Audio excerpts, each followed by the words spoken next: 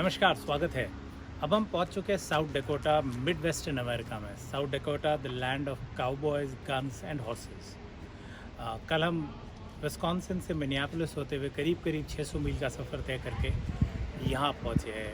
और जो एक अमेरिकन लाइफस्टाइल हम पुरानी हॉलीवुड क्लासिक्स में देखते थे, काउबॉय और गन्स, अगर वो देखनी हो तो साउथ डकोटा एक आइडियल जगह है। यहाँ के लोग अपने शौक़ को लेके बहुत पैशनेट है।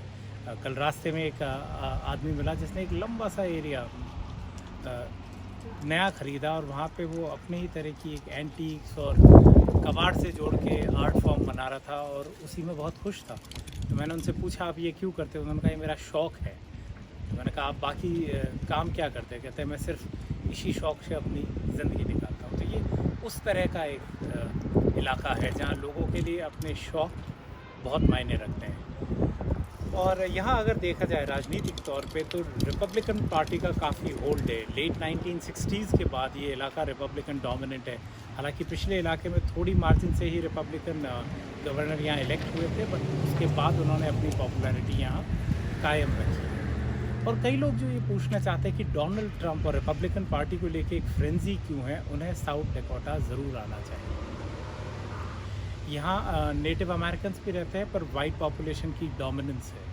और जब आप पूरे इलाके में घूमते हैं तो रिपब्लिकन्स और डोनाल्ड ट्रंप को लेके एक बहुत बड़ा यूनानिमस कोरस आता है कि नहीं, हमें वही पसंद है। और हैरानी की बात मुझे ये लगी कि यहाँ के लोग माइक पेंस को ज़्यादा पसंद करते हैं डोनाल्ड ट्रंप से भी। नेटिव्स कहते हैं डोनाल्ड ट्रंप एक अच्छे रिबेलियस स्ट्रीक के नेता है। उनका वो रिबेलियन नेचर और चूँकि वो वाशिंगटन से नहीं है, ये उन्हें बहुत पसंद आता है। पर माइक पेंस इसलिए यहाँ लोगों को पसंद आते हैं क्योंकि वो कहते हैं वो भी हमारी तरह एक छोटे इलाके से निकल के सबसे ऊंचे पद पर गए। और दूसरा ये कि वो बहुत ही रिलीजियस है और अमेरिकन वैल्यूज़ को इम्बाइब करते हैं, अमेरिकन फैमिली वैल्यूज़ को माइक पेंस इम्बाइब करते हैं। यहाँ एक 27 वर्षीय फ़ौजी से मेरी बात हुई तो उसने मुझे कहा कि मुझे माइक पेंस इसलिए पसंद है क्योंकि वो उस एस्केलेटर में भी नहीं जाएंगे जहाँ एक महिला अकेली ट्रैवल कर रही हो। तो फैमिली वैल्यूज़, लॉयल्टी, ये वो चीज़ें हैं जो यहाँ के लोगों को बहुत पसंद है। और यहाँ मैंने लोगों को गन्स डेमॉन्स्ट्रेट करते हुए देखा।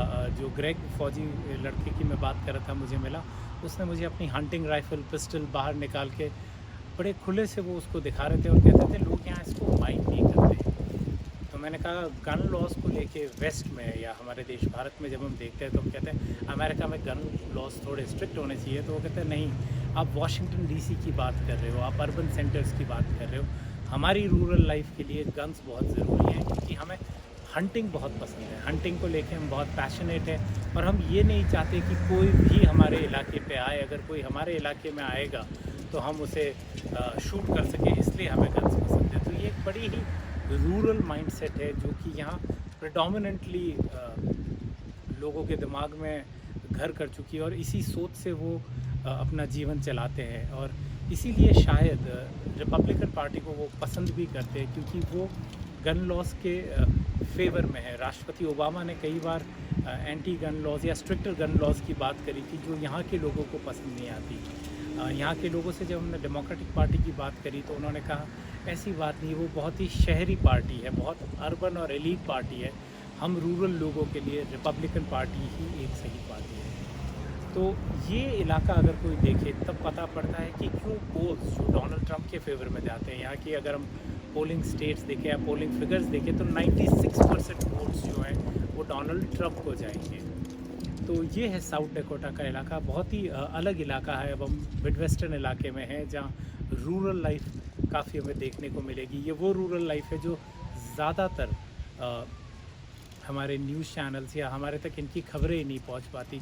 तो यहाँ का जीवन, रहन सहन और ढंग कैसा है वो आगे के वीडियोज़ में शेयर करूँगा। अभी के लिए इतना ही, शुक्रिया, धन्यवाद।